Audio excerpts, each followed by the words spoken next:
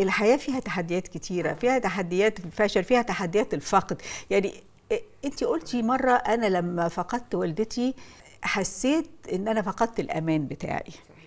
طب عديتي من ده ازاي؟ حسيت ان انا تايهه، حسيت ان انا مش عارفه نفسي. حتى حسيت اني فقدت نفسي اصلا، فاهمه بجد. ودي حاجه غريبه جدا، يعني عمري، انا عارفه ان فقدان الام صعب وعارفه، بس انك انت امك دي هي انت. لما امك مش موجوده، انت مين؟ انت مين؟ انا مين انا اصلا؟ كانت صعبه قوي، بس دي الحياه بجد والله، دي الحياه يعني. واحنا كلنا هنروح يعني، فانك تفتكري ان اكيد الحمد لله في مكان احسن معاكي، هي معاكي، فاهمه؟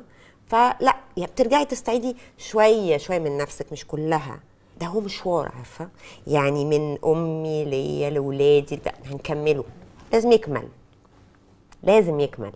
فلازم كده نكتم، يعني مش نكتم بس، نحتوي كده احزاننا ويعني وتحدياتنا ومصاعبنا ونكمل. والله كنت انا بحب قوي دكتور عدنان ابراهيم، كان بيقول اي حاجه حلوه قوي عن الحزن.